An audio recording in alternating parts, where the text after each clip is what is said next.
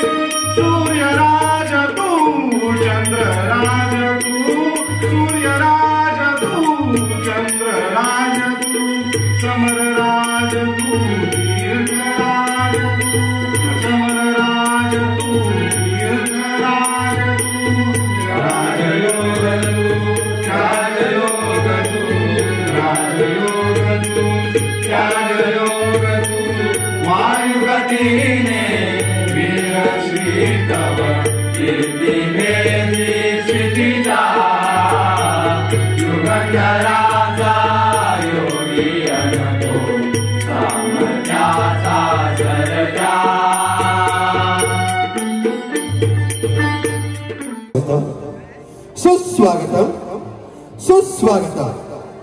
स्वराज्याची बाळासाहेब स्वराज्याची बाळासाहेब जिजाऊ यांचा शूरवीर छत्रपती वयाच्या 16व्या वर्षी स्वराज्याची प्रतिज्ञा घेतली. रयतेचा वाली मराठ्यांचा बाणा अहो मोडेन पण वाकणार नाही मोडेन पण वाकणार नाही कारण ही मराठ्यांची जात आहे. हाच मर्द मावळी बाणा हाच मर्द मावळी बाणा आणि याच स्वराज्याचा एक सेनापती याच स्वराज्याचा एक सेनापतीची एक कथा भातगाव देऊळवाडी सहर्ष सविनय सादर करीत आहोत. गरजला गरजला स्वराज्याचा सेनापती गरजला स्वराज्याचा सेनापती. रसिक प्रेक्षक हो या वगनाट्याचे पात्र परिचय लेखक प्रवीण तरडे निर्माता देऊळवाडी ग्रामस्थ मंडळ दिग्दर्शक संजय मुंडेकर पार्श्वगायक धीरज मुंडेकर पार्श्वसंगीत रितेश मुंडेकर संकल्पना Prathamesh Mundekar Swapnil Mundekar social media partner Ketan Mundekar SSR live Sai Gurav Arvind Gurav प्रकाश योजना SK lights Kapadgaon sound service Khadshi sound service वेशभूषा रमेश घाणेकर आणि देऊळवाडी ग्रामस्थ मंडळ. रसिक जनो या वगनाट्याचे कलाकार वंदेश घाणेकर जनार्दन मुंडेकर केतन मुंडेकर प्रल्हाद मुंडेकर समीर गादेकर संजय वनिये अमर मुंडेकर प्रशांत मुंडेकर जयेश मुंडेकर स्वप्नील मुंडेकर अभिषेक मुंडेकर अभिजित मुंडेकर सुरेंद्र मुंडेकर नितेश मुंडेकर सुधाकर मुंडेकर दीपक मुंडेकर आदिती मुंडेकर श्रेया मुंडेकर अविनाश मुंडेकर अर्जुन वनिये दीपक वनिये संदेश मुंडेकर विठोबा मुंडेकर प्रमोद मुंडेकर राकेश मुंडेकर अंकेश फावरे. रसिक प्रेक्षक हो रयतेचा वाली मराठ्यांचा बाणा मोडेन पण वाकणार नाही मोडेन पण वाकणार नाही कारण मराठ्यांची जात आहे. हाच मर्द मावळी बाणा याच स्वराज्याचा सेनापती आणि याच सेनापतीची कथा गरजला स्वराज्याचा सेनापती गरजला स्वराज्याचा सेनापती.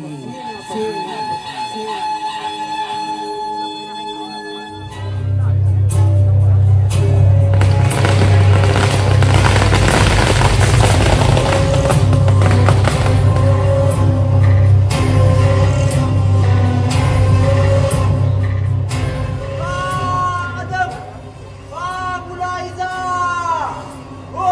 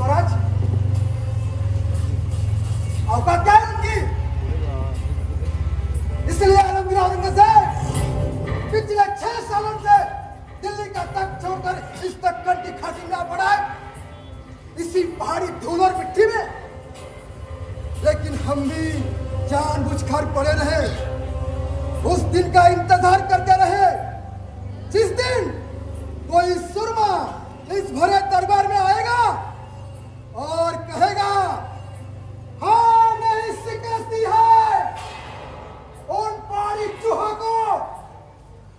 और आज वो सुरमा हमें मिल भी गया है। तुम बुज़दिलों को इतना खुश होने की कोई जरूरत नहीं है।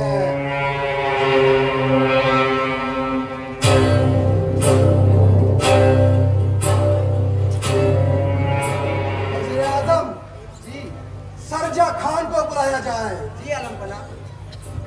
शेर दक्कन सरजा खान हाजिर हो।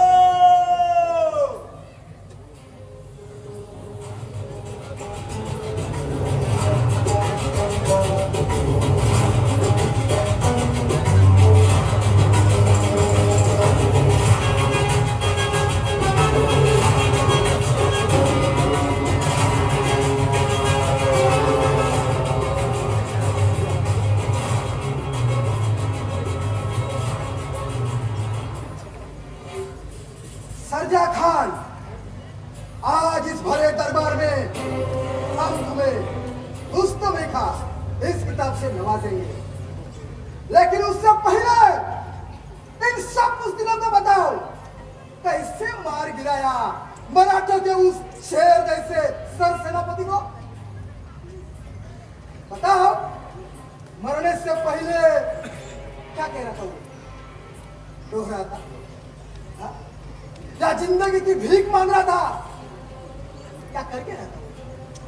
अरे उसने मौत की दर्द भरी कहानी सुनाओ, क्योंकि तुम्हारी इस फतेह की वजह से अगले कुछ ही दिनों में ये दरबार इंशाअल्लाह रायगढ़ में होगा।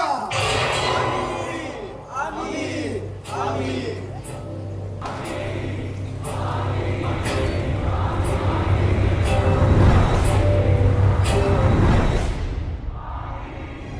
हर हर महादेव, जय भवानी, या अशा घोषणा सोडून हा कसला आवाज घुमतोय या सह्याद्रीच्या दऱ्याखोऱ्यांमधून?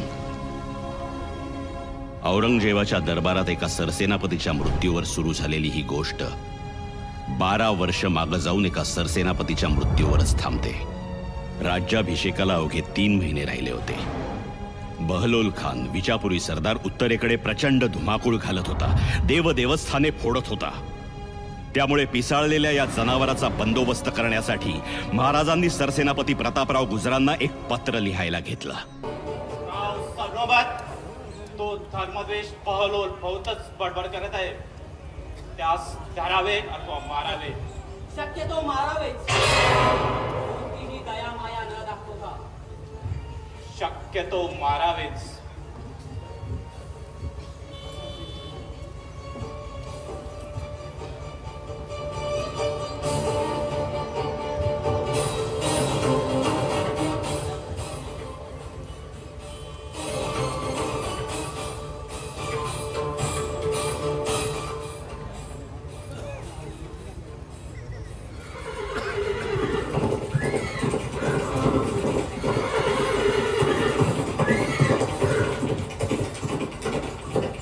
महाराजांच्या आदेश बरहुकूम प्रतापरावांनी त्या बहलोल खानाला आडवा तिडवा जोडवला। फक्त त्यांची एक मोठी चूक झाली।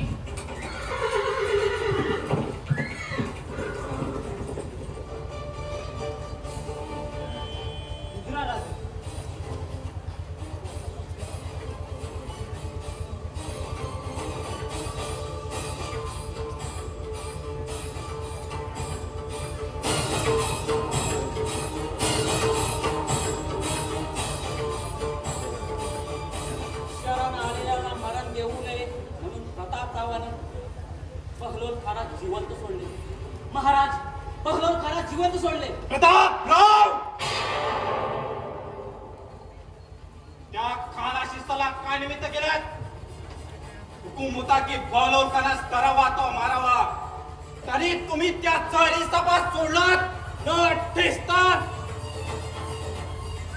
खानाच्या तलवारीने कापली गेली रयत तुम्हाला कधीच माफ करणार नाही।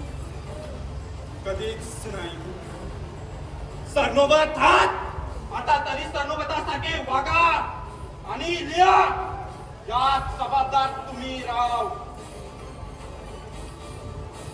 क्षणी त्या जनावरास कापा. खानास करतीस मिळवल्या विना आम्हास रायकडे तोंड टाकू नका.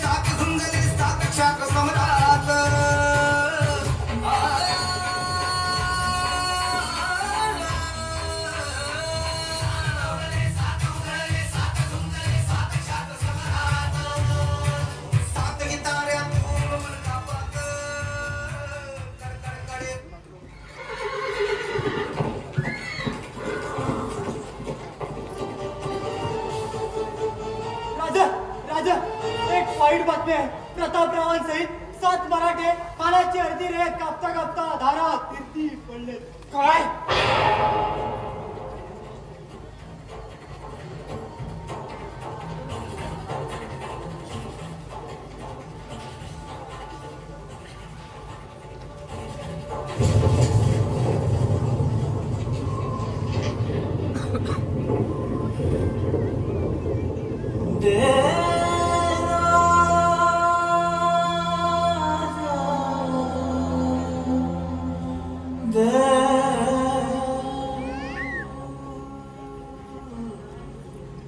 रावांचं असं जाणं म्हणजे स्वराज्याच्या फाळावरती अश्वत्थामी जखमच जणू. इतिहास हा मृत्यू कधीच विसरू शकत नाही. विसरावं लागेल बरोबर. कारण झाल्या घटनेचं दुःख आबाळ एवढं असलं तरी राज्याभिषेक अवघ्या 3 मासावर येऊन टेकला. आणि सरसेनापती विना ते शक्य नाही. मनावर दगड ठेवून नवनियुक्ती करावी लागेल. पण प्रतापरावांची जागा घेईल अशी नियुक्ती सोपी नाही. शिवाय राज्याभिषेकानंतरचा पहिला सरसेनापती हा इतिहासाचा काळ स्मरणात राहील. आणि आजवर जे शिलेदार झाले त्या सारांच्या शौर्याला साजेसात वारदार निवडावा लागल. असा वारसदार ज्याच्या निधड्या छातीत भास होईल. पहिले सरसेनापती बाजी पासलकरांचा त्यांच्या नजरेत काय विमान असेल. स्वराज्यनिष्ठ कान्होजी जयंतांसारखं याच्या हालचालीत चपळता असेल सरनोबत नेतोजी पालकरांसारखी. त्याची निर्णय तत्परता मात्र असेल बुलंद प्रतापरावांसारखी. आणि त्याची तळातली तलवार वारसा मात्र असेल सुभेदार तानाजी मालुसरे यांचा. आणि सरनोबत मनकोजी गायतोंडेंसारखे एकाच गावात 2 तुकडे करावे शत्रूच्या देहाचे. आणि वेदप्रसंगी रक्तरूप धारण करावे साक्षात शहाजीराजे भोसल्यांसारखे. त्यांच्या दोन्ही मनगटात साक्षात वसावे पाहुणगिरी पांडव म्हणणारे बाजीप्रभू देशपांडे. हंसाची मोते कुठे?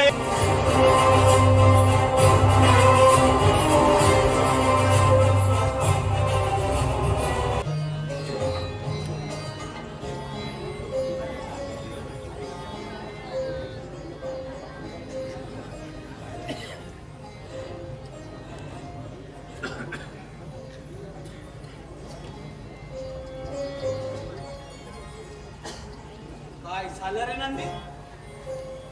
अरे युद्धात झालेल्या जखमे एवढा देखणा दागिना नाही. फक्त तो दागिना छातीवर असला पाहिजे. कुठे पाठीवर नाही. पाठीवर फक्त महाराजांची शाबासकी असावी. आणि त्या शाबासकीच्या बदल्यात अख्खी मुघल सल्तनत छातीवर घ्यायची आहे. काय जमाल काय? शब्द आहे तुम्हाला की चकाय झाली ती चालन करू पण पाठीची काळ होऊ देणार नाही. बघू हेर खात्याच्या माणसाला जमताय का ते? का नाही जमणार? जमतं की. बरं बस झालं. खूप कौतुक झालं. आता बहिणीचा काय निरोप आहे तो तरी सांगा की. रायगडहून महाराज कधी या निघाले? एक 72 वक्ताला पोचतील. पोचतील नाही. राजा पोचलं. हा राजांच्या घोड्यांचा पायांचा आवाज आहे.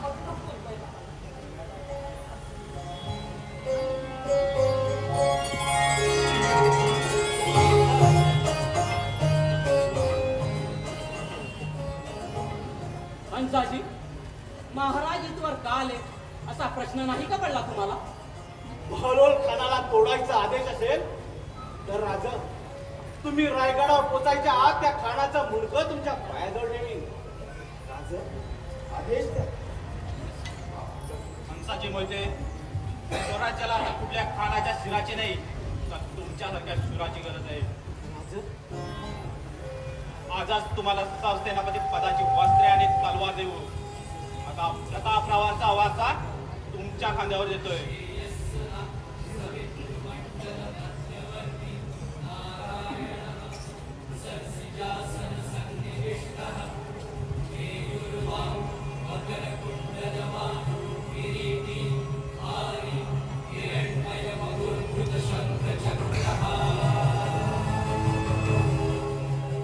सरसेनापतीची ही तलवार देताना पोर्तुजी गुजरातचा आम्ही प्रतापराव म्हणून गौरव केला होता.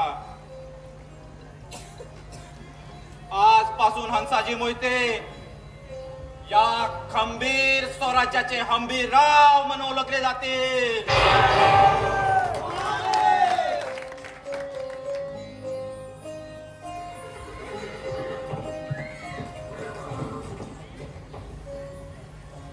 राजा राजा तो सावकार एका शेतकऱ्याला मारतोय. काय?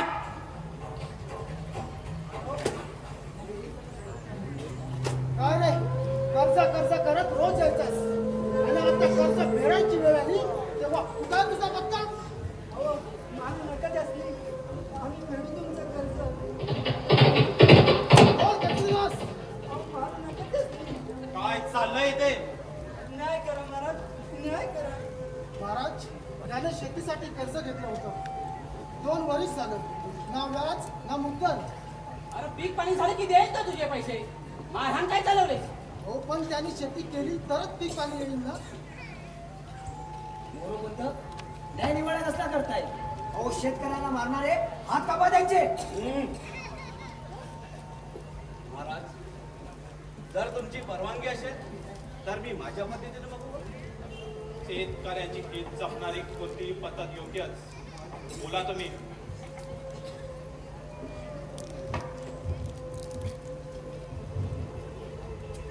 शेतीसाठी याच्याकडून जे कर्ज घेतलं होतं त्याचं काय केलंस? हात जोडू नकोस. शेतकरी आहेस. येल आली तर इला घे, कोयता घे, नाहीतर खुरपा घे. हात तोड समोरच्याचे, पण सोडू नकोस. काय केलंस त्या पैशाचं? मामा लगीन होतं तोडलीच.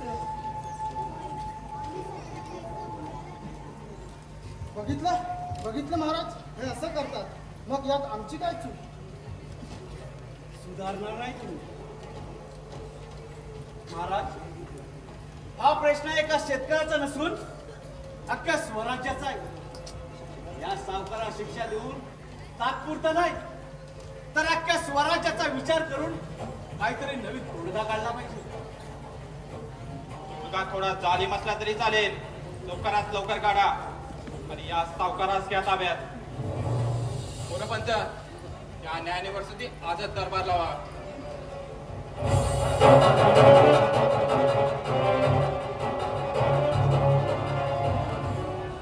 शेतकरी आहेस, राजा आहेस, राजासारखं वाघ बाबा.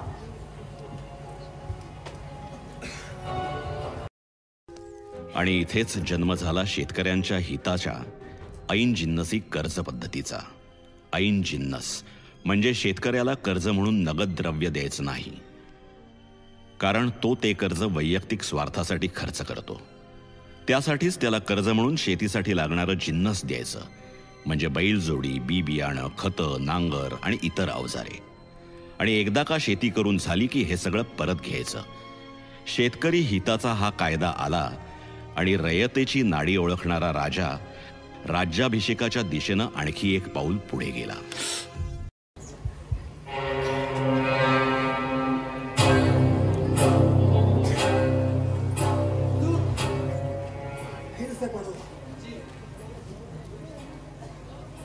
शिवा के ताजपोशी की तारीख मुकर्रर हुई है. पूरे दक्कन में मानो जैसे दिवाली. हमें सुई ये अल्फाज ज्यादा चुके हैं. आगे लेकिन पूरा हिंदुस्तान तो है आपके पास, तो फिर इस धूल मिट्टी भरे दक्कन में क्या रखा है?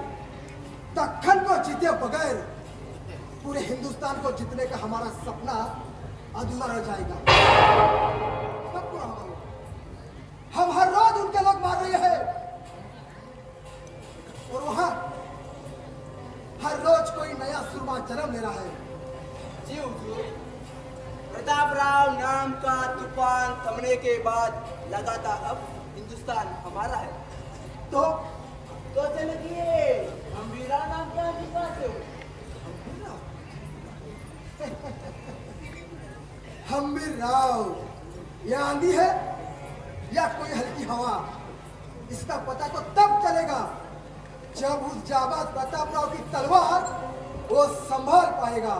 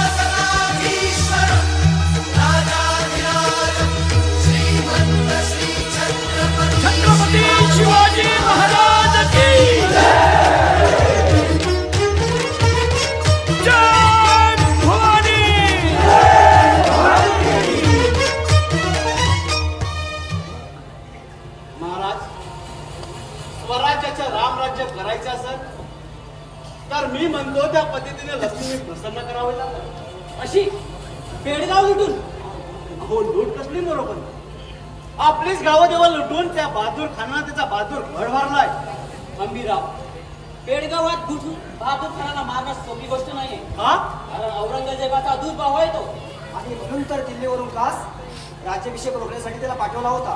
मग रोखला का? त्याच्या नाकावर टिचून केलास की समजेल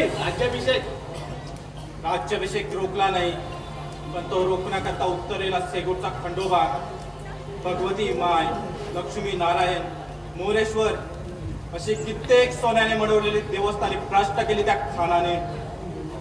गावागावातील मंदिरं ओस पाडली, पिढ्यानपिढ्या पुजलेले देव देवता तोडून मोडून बहादूरगडाला नेऊन ठेवले त्याने। हम्बीरराव, राज्याभिषेकानंतर लगेचच बहादूरगडासारखं जनावर अंगावर घेणं योग्य नाही। अहो पण काय हरकत आहे? हो दत्तोजी, त्याच्या पापाचा गडा भरलाय की आता रिकामे करून टाकू? अहो दत्तोजी, आपण राजगड तोरणा घेतला, बहादूरगड काय जड आहे? महाराज, 35,000चं गोडदळ आहे पेडगावात आणि बरं का सरसेनापती, आपल्या रक्ताचे पाठ रायगडाच्या पायथ्यापर्यंत पोहोचतील। जर लढाई झाली तर पाठवातील ना? म्हणजे म्हणजे म्हणजे बहादूर उतावील नवरा आहे। लग्नाचा विषय काढायचा अवकाश की तो गुडघ्याला वाशिंग बांधणार? म्हणजे नेमकं काय आहे तुमच्या मनात हम्बीरराव? बोला, निसंकोच बोला। महाराज, सर सेनापती म्हणून ही माझी पहिलीच मोहीम आहे। नव्या दव्याच्या तरुण पोरांना घेऊन टाकतो म्हणजे आपल्या मालोजीचा संताजी आहे, यशाजीचा कृष्णाजी आहे, धनाजी जाधव, रकडबंधू, जेदे, सूर्याची मालुसुरे अशी संधी तरुण पोरा ठेवून जातो। आणि आणि आपल्या नेहमीच्या गनिमी पद्धती नसून मी माझ्या पद्धतीने वागतो. तुमची कसली पद्धत? हे बघा, गनिमी पद्धतीमुळेच आपल्याला स्वराज्य लाभलंय. महाराज, एक चूक आणि स्वराज्याच्या मातीत पहिला पराभव. जबाबदारी कोणाची? माझी जबाबदारी माझी. महाराज, जर पराभव झालाच तर तलवार तुमच्या पायाजवळ ठेवून करारात जाऊन शेती करेन. महाराज, मला असं वाटतंय की नुकताच राज्याभिषेक झाला, त्यामुळे ही असली उगाच मोहीम राबवायला नको. का? पंचांगात मुहूर्त नाही का? समजा मुहूर्त असेल तर उद्या निघणार. आज निघणार म्हणजे उद्याचा तुमचा तो मुहूर्त वेळेत तर सापडेल. मोहिमा राबवताना सरसेनापतीची नाही, राजाची इच्छा असायला हवी. का नसेल आमची इच्छा? का नसेल आमची इच्छा? आनाजी पंत, स्वराज्यात चालतात अशा या थाटची मोहिमेच्या जीवेवरच समजलं. तर दरबारातील गप्पा गोष्टींवरती नाही. अंबीराव, लागाच तयारीला. आई भवानी असेलच तुमच्या पाठीशी.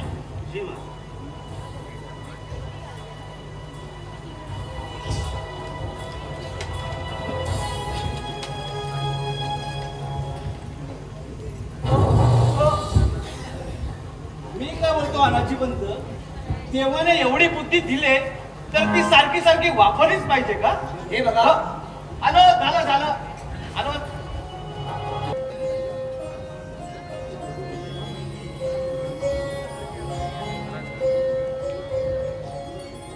काय करतेस?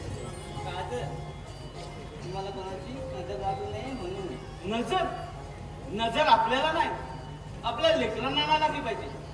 आपलं झालं.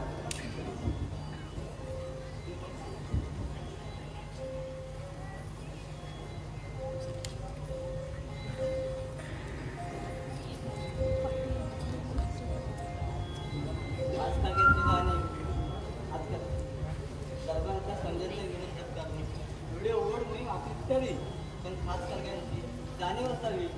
हा, जरा किचकटच मोहीम मागते. आपलं हिंदवी स्वराज्य सह्याद्रीच्या दऱ्या खोऱ्यामधून एखाद्या लहान पोरासारखं रांगतंय. त्याला सावरता कोणत्या तरी पिढीची डोकराई फुटणारच. मग आपले फुटू दे. आपली डोकरं फुटतील तेव्हाच आपल्या पोरांच्या वाट्याला स्पीक फटारे लागलं. ऐकायला तर लई छान वाटतंय, पण खरंच असं होईल ना? होईल नाही, झालंच म्हणून समज. फक्त मी दिलेला भेजी नायकेला निरोप वेळेत पोचू दे. मग त्याने अख्खा बहादूर गड शिवतर घर इथं म्हणून मांडलाच म्हणून समज. मला वाटतं भेजी आले. तुम्ही वाचा.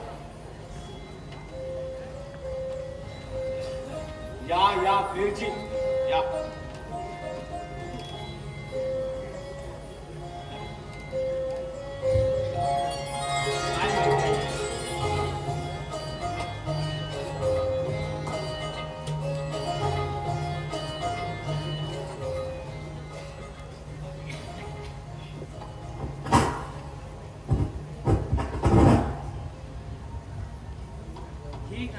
आपली शिवतरगड. आपण इथे आहोत. हा बहादूरगड. आपलं 9,000 सैन्य घोड्यावर बसून बहादूरगडावर पोचायला 8 दिवस कुठंच नाही. बहादूरगडाच्या 4 दिवसांना 35,000चं घोडं ठेवण्यात आहे. मी काय म्हणतो तेच आहे का? हे समोरासमोर लढणं शक्य नाही. गनिमी कावाच महत्वाचा. जायच्या वाटा किती आहे? इथून बोल मनिरा बघ पुणे मार्गे वाल्ले बोलायला वळसा घालून भीमेच्या पल्यात बेळगाव. दुसरी वाट पुन्हा बोल मनिरा बघ वाल्ले जेजुरी कुरकुम करत करत पेडगाव. पहिली वाट लांबची, दुसरी जरा जवळची आहे. मग आपण दोन्ही वाटा वापरू का? असंच गंमत म्हणून. गंमत? महेशजी, गडी आतून बाहेरून कसे आहे माहित नाही. हो, माहित नसेल तर मग आपण लूट नक्की कशाची करणार? लूट नक्की कधी आणि कशाची आणि कुणी करायची ही वेळ आला की समजेल की. आता हे काय होतं? ही अजून एक गंमत होती. या सगळ्याचा अर्थ आम्ही काय करायचं अंबिराव? आप करा मोरोपण. पण जशी आपल्या फेरजींची पाखरं त्यांच्या झुंजावर सोडले तशीच त्यांची पाखरं आपल्या वावरात चोचा मारतच असतील की. आलं ध्यानात. तुम्ही गोपन फिरवायला द्या, मी पाकर दाण्यावर बसवतो. अनाजी बंद. अहो बघू द्या की जरा. अहो तुम्हीच तर बघताय सगळं. अहो तुम्ही बघू कुठे देताय.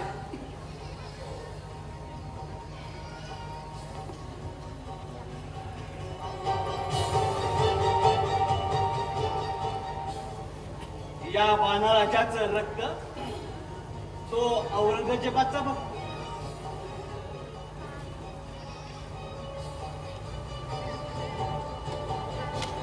चला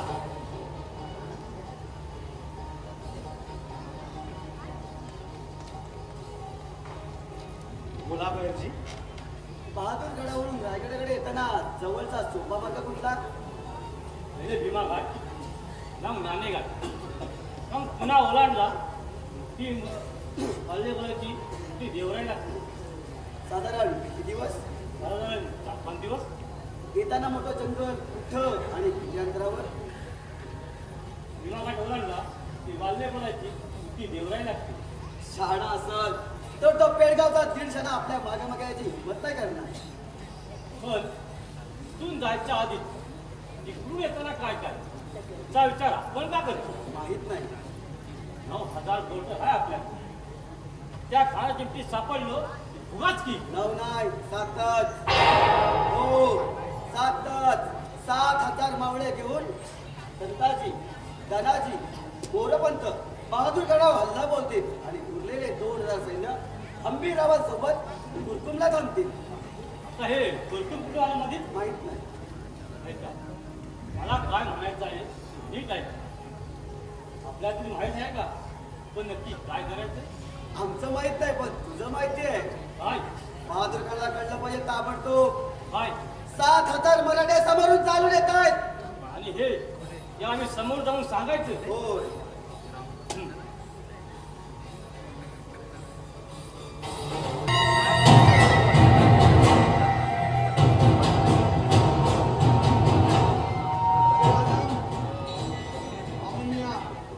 ऐश करो, मजा करो.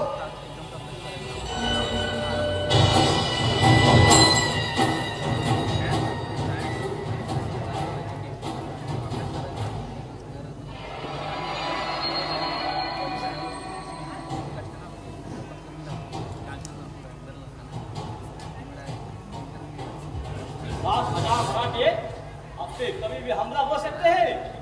एक बार फिर से. 7,000 मराठे हम पे कभी भी हमला हो सकते हैं. और ये तुमसा किसने कहा? बैल वाले तुम्हारे बैल ने? पूरे मैदान में सामने से हमला करना मराठी की फितरत नहीं है. शिवा अब राजा बन गया है. शायद चुप चुप के बात करने से उसे शर्म आती है.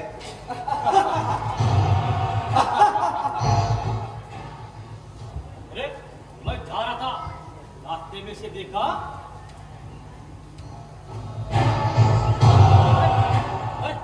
अरे आप क्या कर रहे? अरे मेरे को लगा तो बख्शीश देंगे और तू चक्कर के नहीं. बस 7,000 अरे ले जाने रोकी राय. टोचा तो टोचा तो टोचा.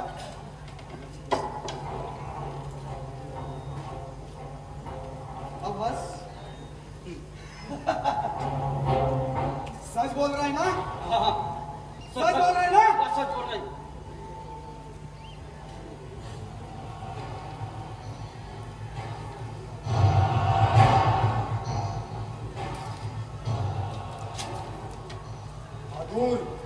खबर कुछ गलत लग रही है. मैं खुदा से दरख्वास्त करता हूँ कि ये खबर गलत ना निकले. 7 नहीं 70,000 आने दो. पेड़गांव के चौरों पर उनके शिरों के ऐसे दीवार खड़ी करूंगा, ऐसे दीवार खड़ी करूंगा रायगढ़ पर बैठा हुआ शिवा भी देख सके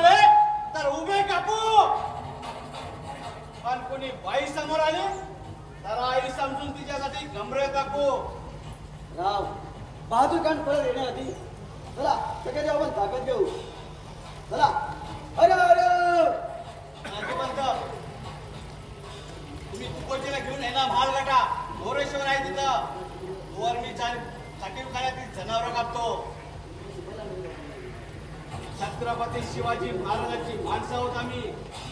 आया बहिणीवर तलवार उगारणं आमचा धर्म नाही. जय भवानी.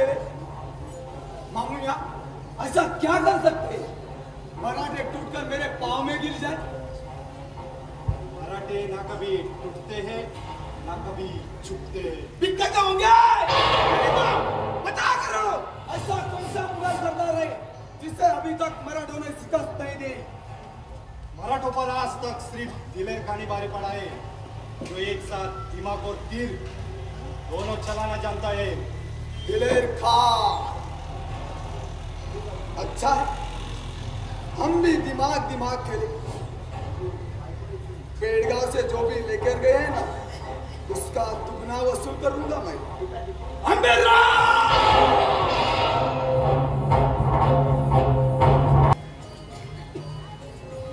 वहिनी साहेब, अहो वहिनी साहेब, काय रे काय झालं? अहो मालक पेडगावची मोहीम जिंकून आला बघा.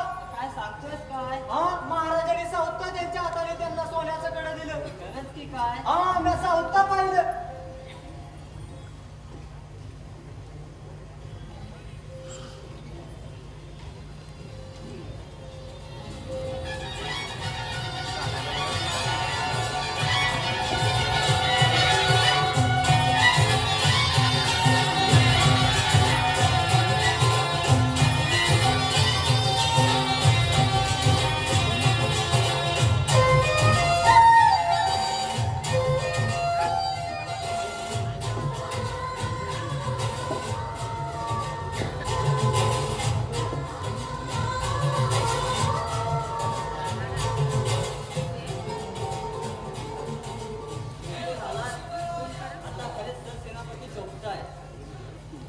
आमचं छोटं स्वराज्य कुठे दिसेना. हे बघा आहे की. या ताराणी या. कशी आहे? कोणी दिलं? हे महाराजांनी दिलं. का म्हणून? कारण दसऱ्याचा राक्षस आम्ही शिमग्याला चालवलोय ना, म्हणून. अरे सराव चालू आहे ना, सराव वाढवला पाहिजे. चला रे, सराव वाढवला पाहिजे.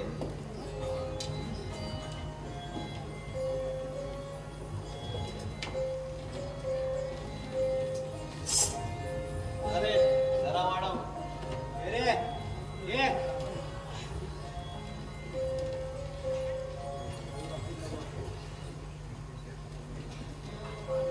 एक दिवस या आबाची तलवार घेईन आणि अशी गाला फिरवीन. हात लावू नको तलवारीला. का? लावू दे. अहो कापेल की तिच्या हाताला. हात कापू दे, नाही तर मान कापू दे. पोरगी आतापासून तलवारशी केली तर उद्या तिच्याकडे वाकडे नजरे बघायची कोणाची हिंमत नाही व्हायची. आज उचलता येत नाही तर काय झालं? आज ना उद्या तलावर उचलेच की माझी मुलगी. अरे उचलती तलवार. आज आपल्या पोरीने तलवारी नाही उचलायच्या, मग काय धुनी बंडी करायची? एक दिवस या आबाची तलवार घेईन आणि अशी हवेत गाला फिरवते की नाही बघ. कारण हंबीला मोहित्याची तारा म्हणतात मला. अरे ज्या दिवशी ही तलवार तू एका हाताने उचलशील, समद्यांच्या डोळ्यात पाणी काढशील. चला रे, सराव वाढवा. सराव वाढवला पाहिजे.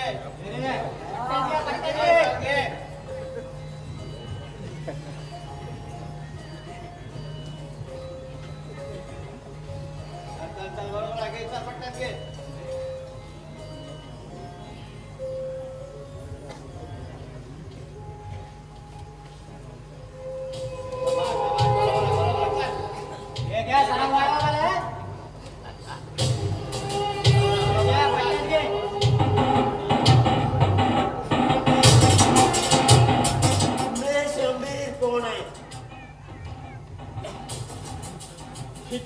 जो खंबीर तो हंबीर.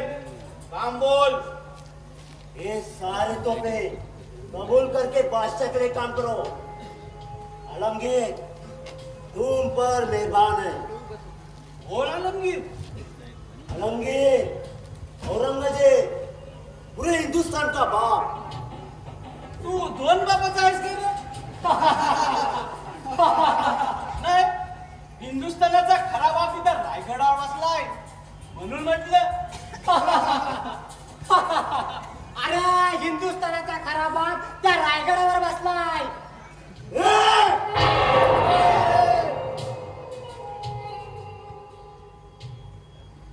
क्यों करते हो इतनी कसरत तुम लोग? याद है नामदे, तू भी था उस लड़ाई में. उस दिन मुरारबादी देशपांडे को तीर यहाँ डाला था और यहाँ से निकला था. बच्चों से क्या लड़ते हो? आओ मैं आलो.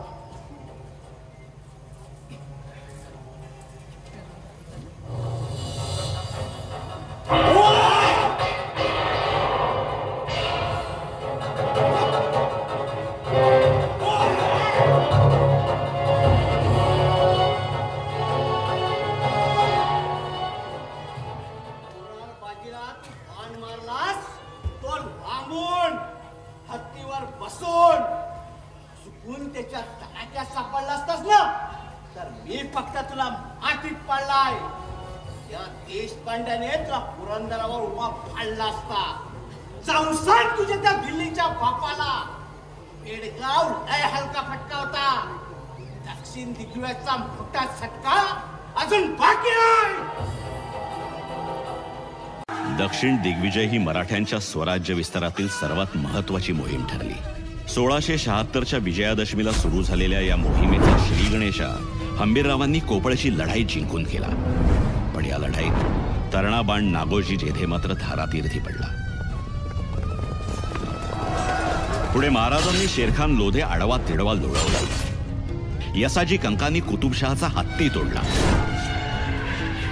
पुढे महाराजांच्या नेतृत्वात साजरा गुजरा किल्ला जिंकून हंबीररावांनी वेल्लोरचा वेढा यशस्वी केला. मग मात्र मराठे थांबलेच नाहीत. हर हर महादेवच्या घोषणा देत त्यांनी पवित्र भगवा जिंजीवर फडकवला. सलग 2.5-3 वर्ष चाललेली ही दक्षिण दिग्विजयाची मोहीम अखेर 1679ला पुन्हा स्वराज्यात आली. मोहिमेचा थकवा राजांना जाणवत होता की महाराजांचा हा आजार काही बरा होणार नाही. आणि अखेर तो काळा दिवस उजाडलाच. 3 एप्रिल 1680 हनुमान जयंतीची टळटळीत दुपार.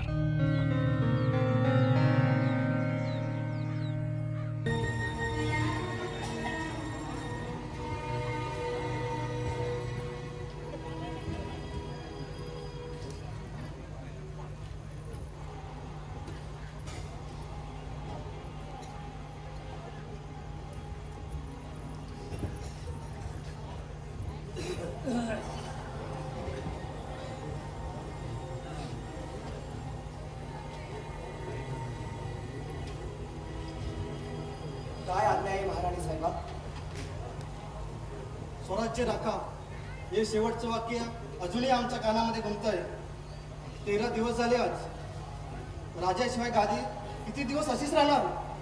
खरं तर हेच बोलायला आम्ही तुमच्याकडे येणार होतो. पण गादीवर बसणार कोण? संभाजी की राजाराम या विवंचनेमध्ये अडकलात की काय? हो, अडकलोय.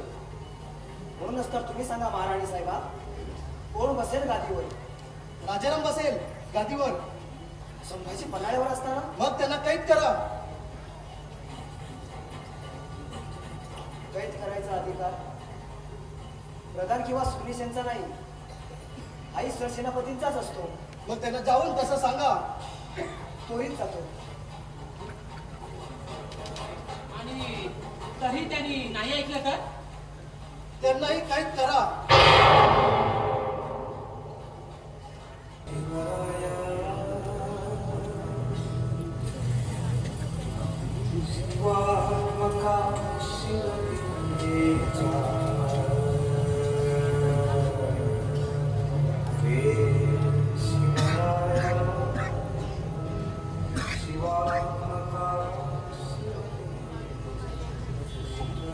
काय सरसेनापती, काय म्हणताय? स्वराज्य राखताय ना? सरसेनापती, एकच लक्षात ठेवा, सिंधूच्या उगमापासून कावेरी पैलतीरी पावतो अवघा मुलूक आपलाच, अवघा मुलूक आपलाच. राजा नक्की राखू. महाराज, मला माहित होतं तुम्ही आपल्या लेकरा सोडून कुठं बी नाही जाणार. चला महाराज, चला. उत्तर दिग्विजयासारखा दक्षिण दिग्विजयासारखा उत्तर दिग्विजय करू, दिल्ली फोडू. चला चला महाराज.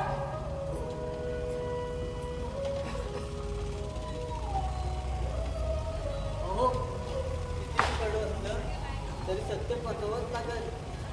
10 दिवस झाले आता विश्वास ठेवाच लागेल. कसा विश्वास ठेवूया सगळ्यांवर? सांग ना लक्ष्मी, कसं सांगू? माणसांचं काय घेऊन बसला? तिथं गोट्यातली गाय बसणार, सावरणार, दाराला तोंड लावणार. असं वाटतं महाराज केव्हा बी येतील आणि म्हणतील, चला चला सरसेनापती, एखादी नवीन मोहीम आखू.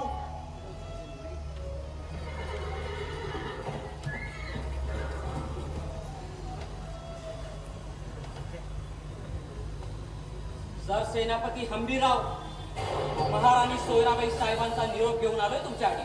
निरोप कसला? फरमान म्हणा. कसला? युवराज राजारामाचा राज्याभिषेक करायचा आहे. कसं आहे, महाराज गेलेले असल्या कारणानं. काय म्हणाला नाजीपंत? महाराज गेलेले असल्या कारणानं. महाराज गेले? नाजीपंत, जोवर क्षितिजावर सूर्य वर येतोय तोवर सह्याद्रीच्या कुशीतून महाराज रोज उगवणार. या मातीत पेरलेला बिजारा जोवर हिरवा अंकुर फुटतोय तोवर या मातीतून महाराज रोज डोकावणार. जय भवानी, जय शिवाजी. आलं ना समजांच्या तोंडून जय शिवाजी. इथून पुढं जय भवानी म्हटल्यावर जो जय शिवाजी म्हणणार त्या प्रत्येकात महाराजात दिसणार. आणि तुम्ही म्हणता महाराज गेले? अनाजीपंत, अहो तुमच्या आमच्या सारख्या पिढ्या येतच राहतील हो, पण छत्रपती नावाचं वादन या मातीत रोज गोंगावणार.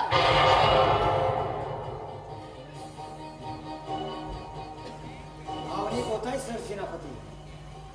भावना वेगळी आणि परिस्थिती वेगळी. निघा तुम्ही. काय म्हणाला? निघा तुम्ही. हो, तुमच्या सख्या भाच्याचा राज्याभिषेक करायचा आहे, त्यामुळे संभाजी नावाची अडचण. महाराज म्हणा, संभाजी महाराज असं म्हणा. हे बघा, तुम्ही ज्यांना महाराज म्हणताय त्यांना पकडण्याचं राजफरमान मी घेऊन आलोय. बरोबर ना मोरोपंत? बरोबर आहे. आणि तुम्ही तसं नाही केलं तर तुम्हाला पकडण्याचं दुसरं राजफरमान मी घेऊन आलोय. माझीच फौज घेऊन माझ्यावर आज शेमण्या. तुम्ही संभाजीला अटक करा आणि महाराज म्हणा. अनाजी पंत, हंबीरराव म्हणतायत तसं शंभूराजांना महाराज म्हणा. कशाला विषय वाढवताय?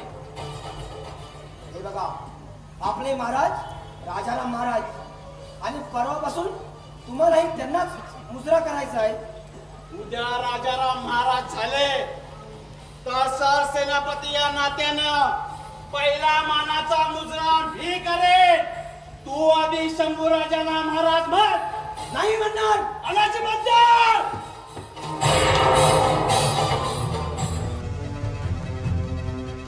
एवढं प्रेमानं समजावून सुद्धा वैयक्तिक रागापोटी अनाजी पंतांनी पुढे जाऊन नको ती चूक केलीच. औरंगजेबाचा मुलगा अकबर याच्या मदतीनं त्यांनी स्वराज्याविरुद्ध कटकारस्थान उभारलं. आणि म्हणूनच गुन्हा एकदाच माफ करणाऱ्या शंभूराजांनी अखेर त्यांना हत्तीच्या पायी दिला.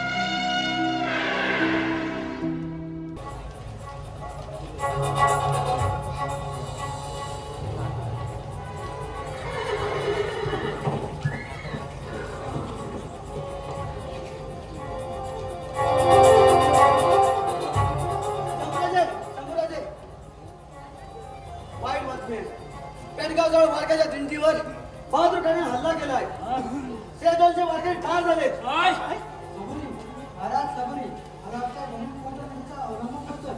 नाहीतर काय, 2 दिवसावर आला आपला राज्याभिषेक आणि आज वारकऱ्यांवर हल्ला. सरळ तुमचा मन विचलित करण्याचा डाव आहे त्या भादरोड्याचा. झालंय मन विचलित आमचं मामा, झालंय मन विचलित. तुका म्हणे धर्म रक्षावयासाठी देवासही अटी जन्म घेणे.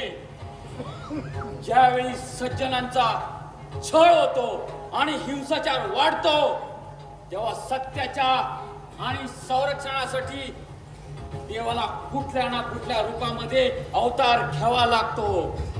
माय बापावनी बहुमायवंत करू घातपात शत्रुहुनी. अमृत ते काय गोड आम्हा पुढे, विष ते बा पुढे कडू किती. तुमच्या माय बापापेक्षा खूप माया करू, पण तुम्ही नीट राहिलात तर, नाहीतर शत्रू सारखा वार करू. हर हर ओम नमो पार्वती पते. हर हर.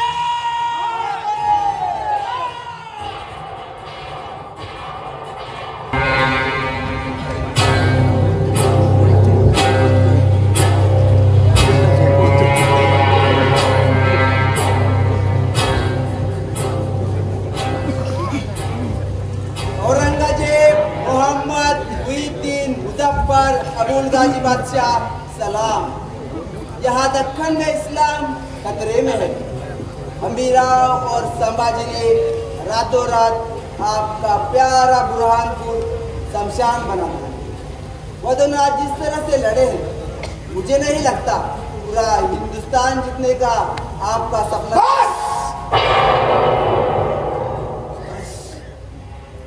उम्र कट गई हमारी शिवा शिवा करते करते.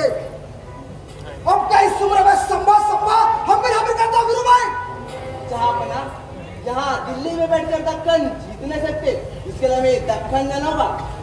आज ये आलमगीर औरंगजेब कसम खाता है कि जब तक मैं दक्कन जाकर उस काफिर बच्चा संभा को मार नहीं डालता, तब तक ये कीवांश अपने सर पर नहीं पहनूंगा.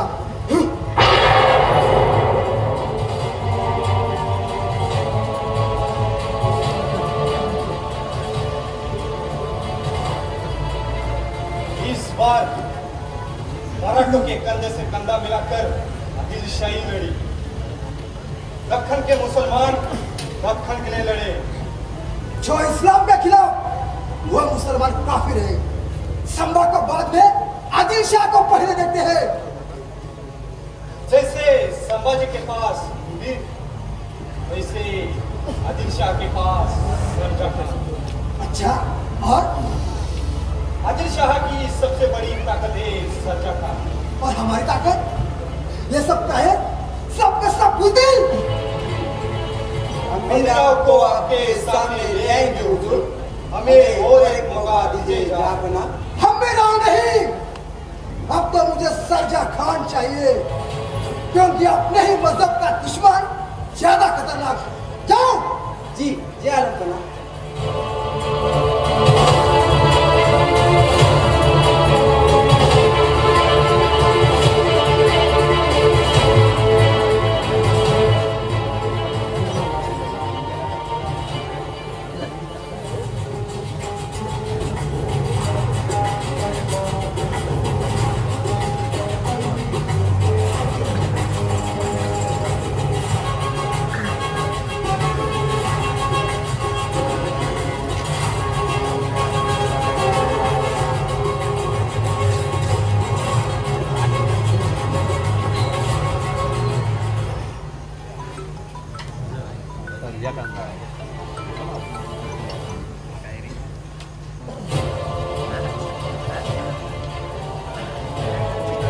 सरजा खान एक ऐसी ताकत है जो हमेशा आखिरी वक्त काम आती है. लेकिन आज हम इसे मारने वाले हैं. मारेंगे तो मर जाएगा, अगर जिंदा रखेंगे तो हमारे लिए मारेगा, जिसे हम कहेंगे. अगर हमने तुम्हें जिंदगी दी तो आज से जिंदगी आपकी. सुना है संभा के साथ हमारे खिलाफ तुमने एक जंग लड़ी थी. वो मेरा कर्ता. अच्छा, तो फिर आज क्या है तुम्हारा? अगर हमने तुमसे कहा इस संभा को मारो तो मारूंगा, जरूर मारूंगा. तो हमने तुम्हें जिंदगी बख्श दी. आमीन, आमीन, आमीन.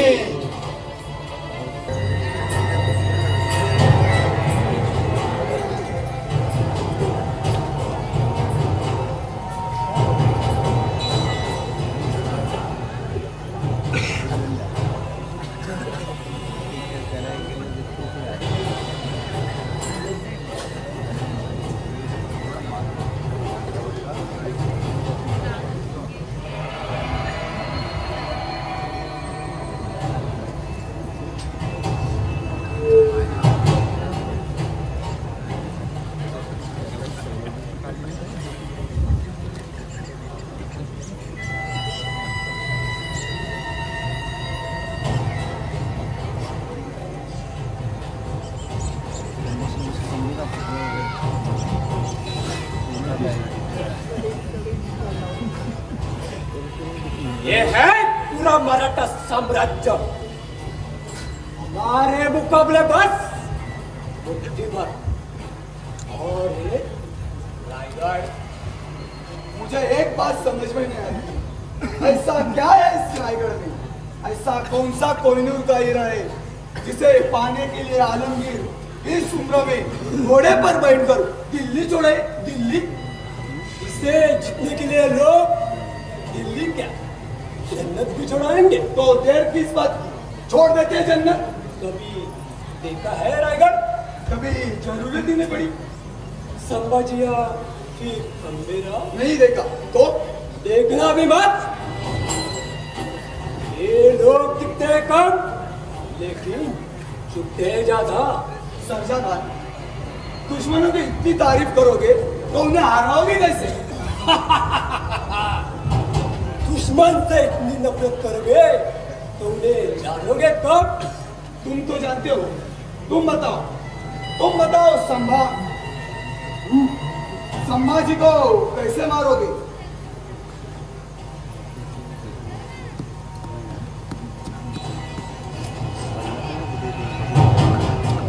चालीस 40,000 की फौज लेकर आज ही रात रवाना होंगे।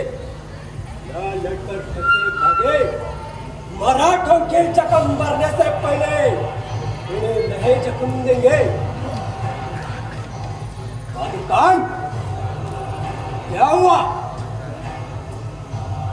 मुझे भीड़ दिखाकर कहाँ भाग रहा है? अरे बुज्जल तू जावला दिवाणीच्या म्हणून तुला गरजा सांडवत आता रात तो घराला होय बुजकलीच्या।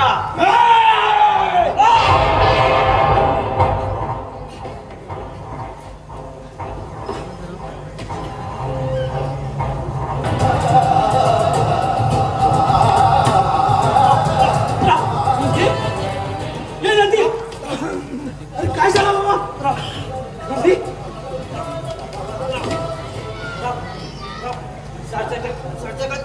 काय 40,000 बोल घेऊन समाज महाराजांना महाराज या उचलले चालू। ए वैद्य बोल म्हणून राम इतका वेळ नाही माझ्याकडे। राम चक्की चालत झाली पाठीची गाळ धुवून नाही दिली। संभाजी महाराजांना वाचवा। जय जय भवानी तुझी जय तुझी।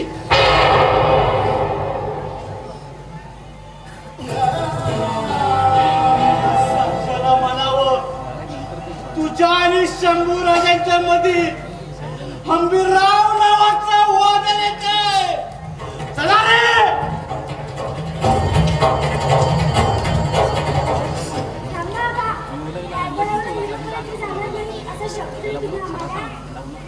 निरोप रायगडहून आलाच नाही कोणी। रायगडासाठी आलाय। त्यामुळं आज जरी आम्हाला काही झालं तर मोहित्याच्या बायकाने हातात तलवार घेऊन सीमेवर जा। कारण हे राज्य व्हावं हे सिंहची इच्छा असली तरी हे स्वराज्य टिकावं ही माझ्या छत्रपतींची इच्छा होती। जय भवानी जय शिवाजी।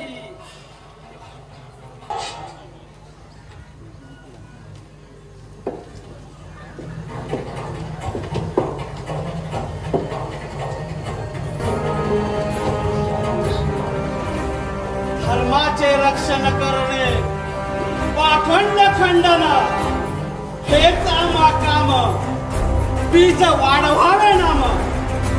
आज आपल्या धर्मासाठी आपल्या देवदेवतांसाठी आपल्या शंभू राजांसाठी लढायची वेळ आली। छत्रपती शिवाजी महाराज नेहमी म्हणायचं हे माझं स्वराज्य 18 पगड जाती जमातीचा आहे। या 18 पगड जाती जमातीला एक दिलाने लढलं पाहिजे। तेव्हा हा टिकल। आज हा टिकवायचा। ही जंगल मराठ्याची सगळ्यात मोठी ताकद आहे। अरे या जंगलाच्या जीवावर आपण महाराजांबरोबर अपघात खाल्ला। माझ्या सरच्या काढला ही जंगला मी आपलेच माहिती आहे आणि रायगडाकडे जाणाऱ्या समजा वाटावे. म्हणूनच सह्याद्रीच्या हर एक वाटेवरती त्याचा काळ म्हणून उभे राहा. असे उभे राहा जणू सह्याद्रीचा कडा श्वास रोखून करा. हर हर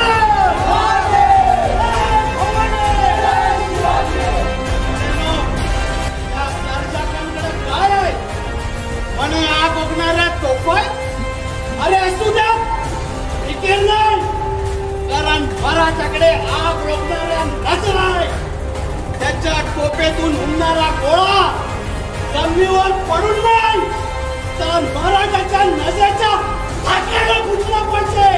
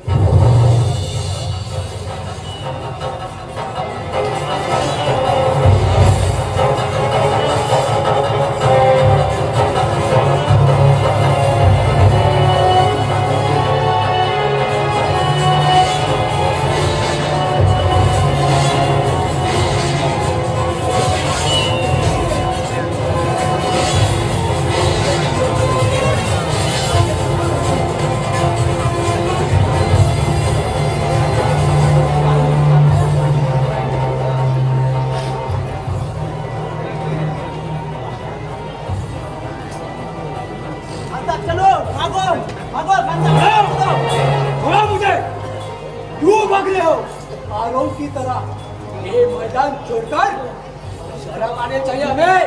शर्म सर सलामत तो पगड़ी 50.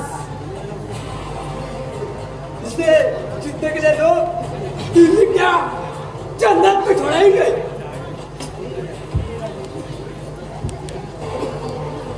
तू एक हाथ में तलवार लेकर ये मराठी तुम्हें जिंदगीभर स्पर्श करके आ रहे.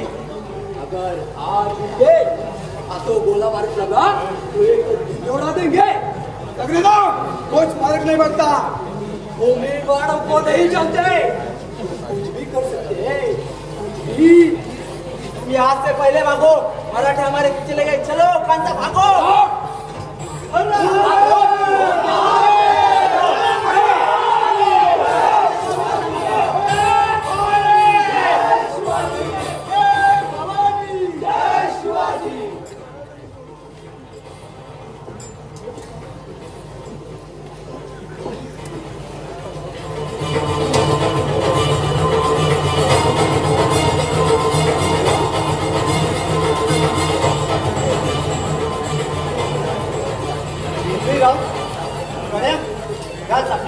किती दिवस अंगा खांद्यावर मिळवणार आहेस. गवर ऐक घरची बाई अंगावर दागिना मिरवताना थकते होय. नाही राव. मग आपण पण नाही थकायचं या जखमा मिरवताना. जे काय तुम्ही आज लढाई लढलात ना मला नाही वाटत की स्वराज्यावर गणित परत चालू येईल म्हणून. ऐक आपली लढाई झाली. आता आपलं हे स्वराज्य या तरुण पिढीच्या खांद्यावर देऊ आणि होऊ आपण मोकळे. मालोजी बाबा तुमचा हा संताजी उद्याचा सर सेनापती असत हा शब्द आहे माझा.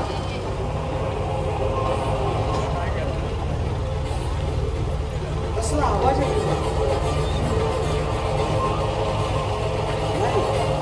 झोपुरं वाजत असते. नाही चंबुरा वाजवण्याचा नाही हा चंबुरा शिरकवण्याचा आवाज आहे. चला काढा तलवारी. बघा रे इकडे